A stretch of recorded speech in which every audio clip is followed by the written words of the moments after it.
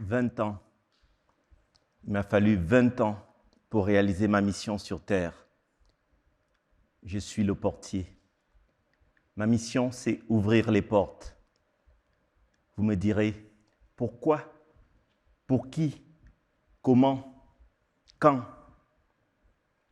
Il y a quelques années, lorsque j'étais enfant, je vivais au Cameroun, pays de ma naissance. Et un jour, alors que j'avais 12 ans, je suis allé à l'épicerie acheter des boissons. Et au retour, la bouteille m'a échappé des mains. Elle est tombée. J'ai marché sur un tesson de verre. Je me suis fait une large plaie à la plante des pieds. Une plaie tellement large que j'ai dû être amené à l'hôpital. J'ai reçu de multiples points de suture. J'ai eu mal ce jour-là et les jours qui ont suivi. Tellement mal que je pensais à un appareil qu'on pourrait tenir dans le creux de la main, qu'on pourrait poser sur la peau pour faire disparaître la douleur. Je pensais à tous ces enfants dans le monde qui avaient aussi des douleurs physiques ou morales. On pourrait simplement, avec cet appareil, mettre sur la peau et se sentir bien. Cette blessure m'avait inspiré à devenir médecin. Mon rêve de devenir médecin a commencé ce jour-là, dans ce quartier où j'ai grandi, dans la capitale du Cameroun. Ce rêve était poignant. Je rêvais tellement fort. Et un jour, une porte m'a été fermée. On m'a fermé la porte de l'école de médecine de Yaoundé, la seule école de médecine à l'époque, par corruption, par tribalisme. Je n'ai pas pu faire médecine au Cameroun. Cette première porte m'avait été fermée. Je me suis retourné vers mes parents pour leur demander « Que fait-on? Nous n'avons pas la clé pour ouvrir cette porte. » On a réfléchi, on a pensé à changer de porte. C'est alors que j'ai dû aller en France pour étudier la médecine. Je suis allé en France, j'ai étudié et un jour mon rêve s'est réalisé. Je suis devenu médecin. La première porte m'avait été fermée, mais une autre porte était ouverte parce que je n'avais pas la clé pour ouvrir la première. Cette passion, ce rêve d'enfant était réalisé un jour en France. Puis j'ai continué mon cheminement en France. J'arrive à Besançon, c'est une ville à l'est de la France où jeune étudiant en pédiatrie, je suis un peu perdu, je ne connais pas grand monde. À Toulouse, là où j'étais auparavant, j'avais fait mes études médicales à Toulouse. J'avais commencé à découvrir un lieu qui s'appelait Puerto Habana, le port de la Havane, où on dansait la salsa, où on s'amusait. Arrivé à Besançon, il n'y avait rien de ce genre. Et j'ai dû créer ce qui n'existait pas. Un soir, assis devant mon ordinateur, j'ai composé cette affiche et dès le lendemain, je l'ai distribuée partout sur le campus, aux étudiants, aux inconnus, en les invitant à mon appartement. Cette affiche, des cours de salsa gratuits, une activité bénévole au service d'une passion. J'étais passionné de salsa, passionné de danse, et je voulais partager cette passion avec d'autres personnes qui, quelque part, avaient aussi la même passion, mais peut-être l'ignoraient. Alors le premier soir, j'ai attendu sagement. 6 personnes sont venues, ont toqué à la porte, timidement sont entrées, ils ne savaient pas où ils allaient.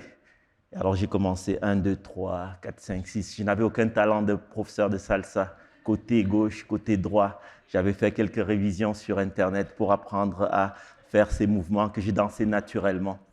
Ils ont aimé. Le deuxième soir, la semaine d'après, ils étaient 10, puis 15, puis 20, puis 30.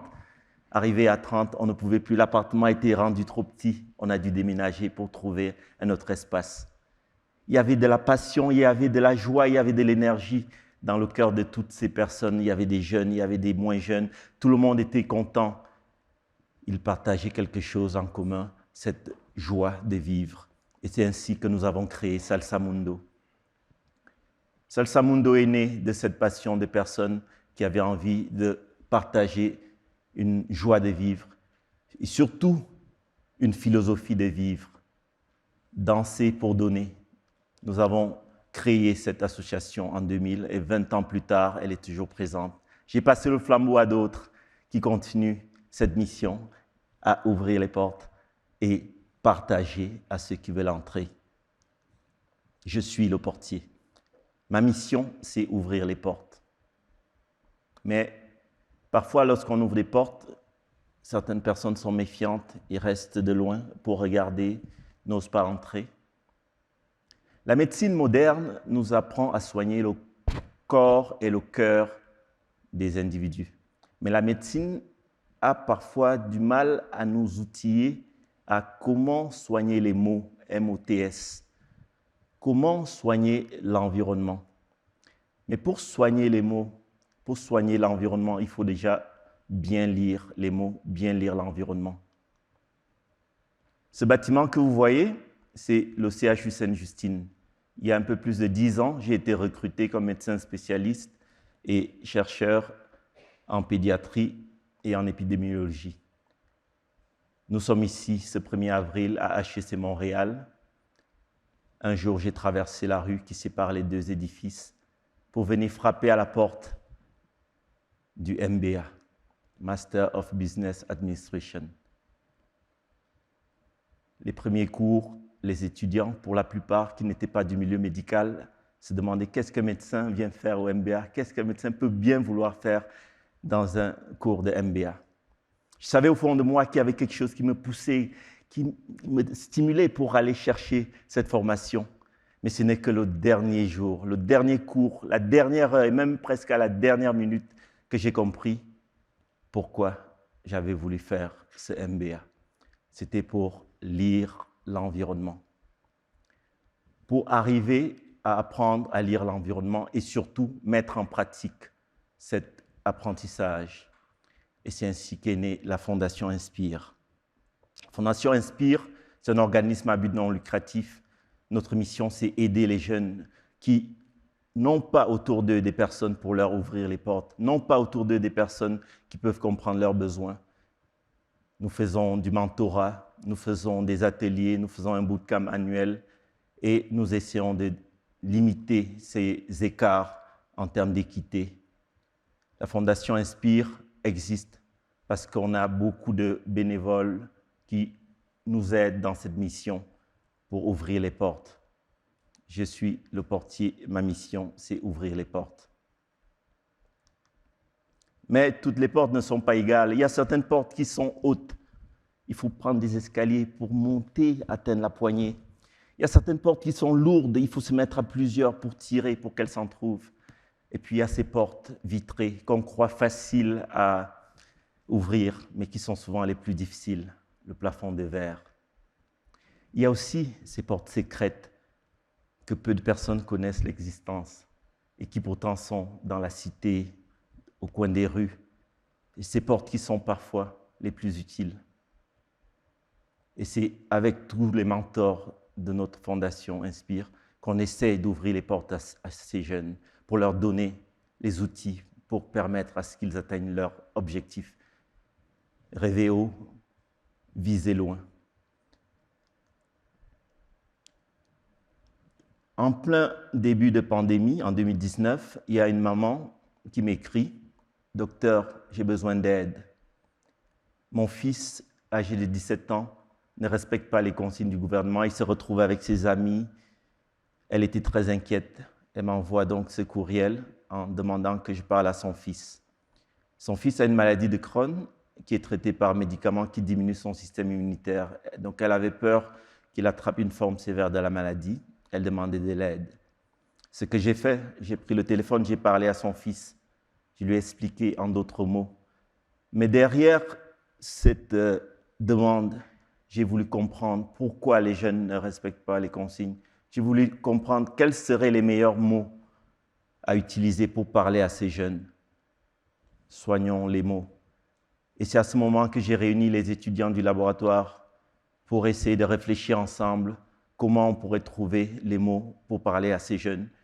Non seulement les mots, mais aussi les canaux qui permettraient de leur parler et délivrer le bon message. Alors on a fait une grosse enquête qui a réuni plus de 3000 jeunes Québécois et qui a donné des résultats intéressants qui ont été publiés dans les journaux scientifiques, mais aussi dans la presse, la radio. Et on a compris une chose, c'est que le discours et le langage que les jeunes attendent, c'est différent de ce que le corps médical avait pour habitude d'utiliser. Et c'est ainsi que je suis arrivé sur TikTok, les médias sociaux. un médecin sur TikTok. Après le MBA, qu'est-ce qu'il va faire encore sur TikTok? Je suis le portier. Ma mission, c'est ouvrir les portes.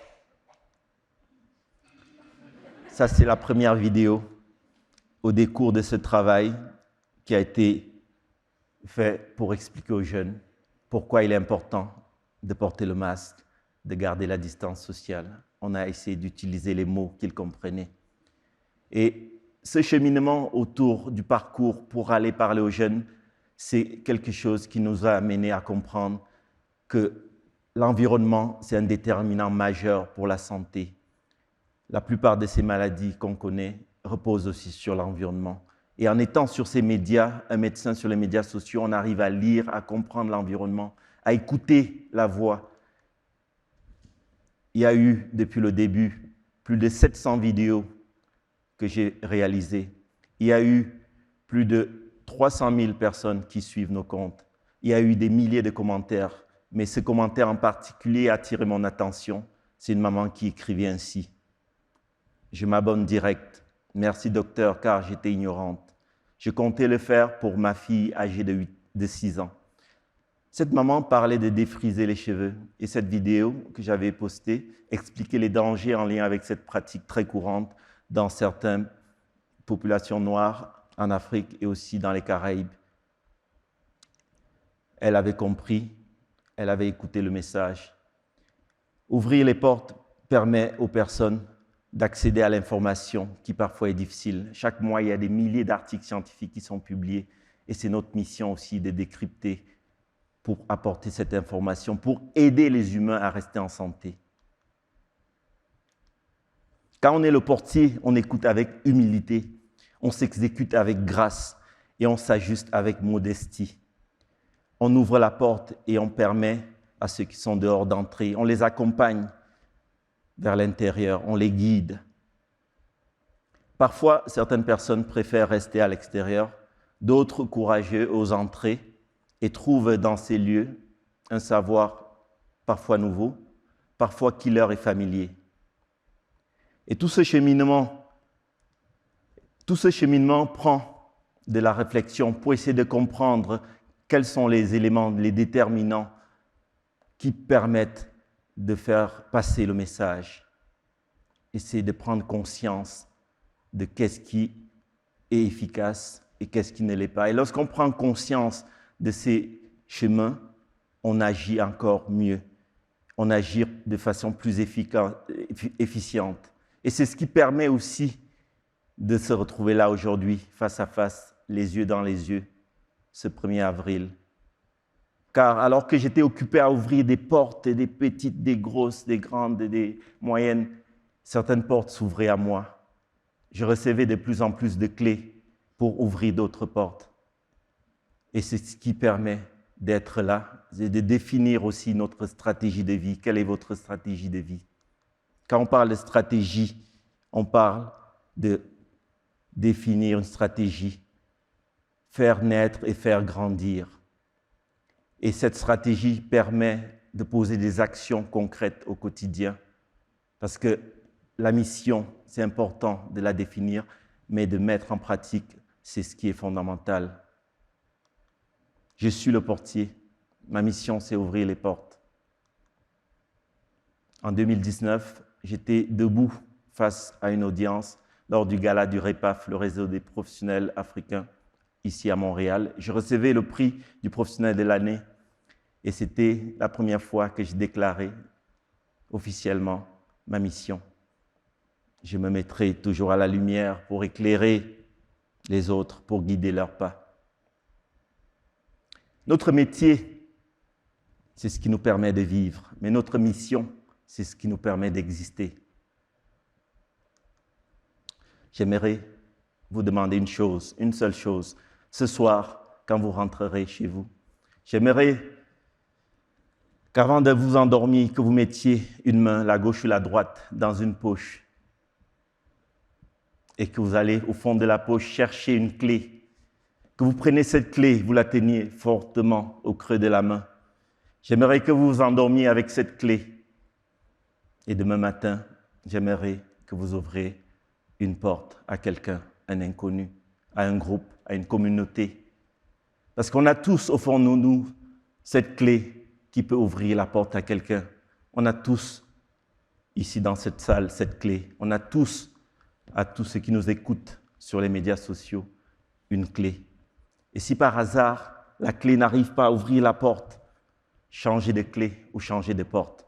Et c'est ainsi que ce qui paraissait inatteignable devient accessible. Ce qui paraissait impossible devient possible. Et ce qui paraissait utopie devient réalité. Nous sommes tous des portiers. Merci.